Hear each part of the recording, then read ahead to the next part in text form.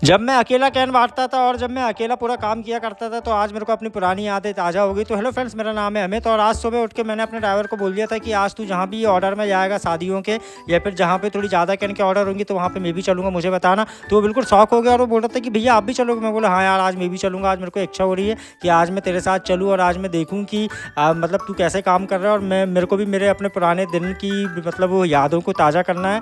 और फ्रेंड्स फिर मैं निकल जाता हूँ ग्राहक के यहाँ कैन बाँटने के लिए। तो एक कस्टमर के हम लोग कैन देते हैं, फिर हम लोग दूसरे कस्टमर के यहाँ पे आते हैं।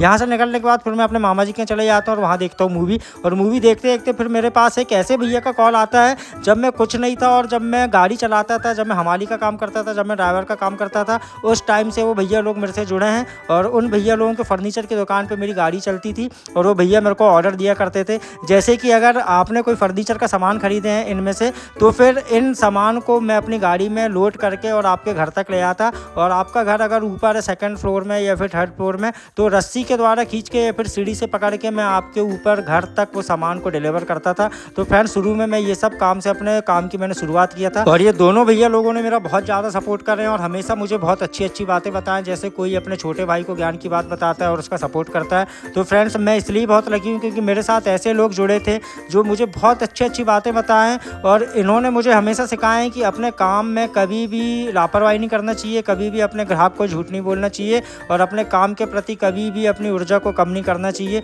जितना ज़्यादा हो सके आप इस उम्र में आप उतना ज़्यादा काम करिए और अपने जीवन को आगे बढ़ाइए। फिर मैं अज्जू भैया से मुलाकात करता हूँ क्योंकि अज्जू भैया से भी मैं बहुत दिनों बाद मिला था और ये भी बहुत अच्छे हैं। और उतने में फिर मेरे पास एक दूसरे कस्टमर का कॉल आता है जो बोलते हैं कि भैया हमारे पास ऑनलाइन आरओ मशीन लगी हुई है, तो इसमें आवाज़ बहुत ज़्यादा आ रही है, आप आके देख लो। फिर मैं बोलता हूँ कि भैया ये मशीन अभी गारंटी में है या फिर गारंटी खत्म हो गई? तो फिर वो बोलते हैं कि भैया अभी 2-3 महीने ही हुआ है मशीन लगी, मतलब अभी गारंटी में। तो फिर मैं उनको रेट वगैरह देता हूँ तो भैया बोलते हैं कि भैया अभी तो गारंटी तक मुझे आरओ को ऑन रहने दो जैसा चल रहा है, उसके बाद फिर मैं आपको फ़ोन लगाऊंगा। फिर मैं बोलता हूँ ठीक है भैया। उसके बाद फिर मैं एक और कस्टमर के यहाँ निकल जाता हूँ तो वहाँ मुझे मात्र 10 मिनट का काम था क्योंकि उनके पानी का टेस्ट अच्छा नहीं लग रहा था। फिर मैं अपनी मम्मी से बात करता हूँ तो मेरी मम्मी थोड़ा बहुत सामान बता देती है। फिर मैं दुकान जाके वो सामान लेता हूँ और आज मुझे जाना है कानीवाड़ा, इसलिए मैं मम्मी से पूछा मम्मी सिवनी से कुछ लाना तो नहीं है, क्योंकि फ्रेंड्स कानीवाड़ा में कोई रहता नहीं है और वहाँ पर अगर हमको सामान की ज़रूरत पड़ती है तो हम आज के समय में ज़्यादातर सामान हम सिवनी से ही ले लेते हैं क्योंकि हम दोनों भाई का ज़्यादातर रहना सिवनी में होता है और कानीवाड़ा में हम उतने ज़्यादा रहते भी नहीं है। तो इसलिए सिवनी से जब हम घर जाते हैं तो हम पूरा सामान लेते हुए जाते हैं। और फिर घर जाने के बाद फिर मैं अपने पापा को बोलता हूँ कि पापा आपके हाथ पर दबा दूँ, तो फिर पापा खुश होकर बोलते हैं हाँ यार दबा दे।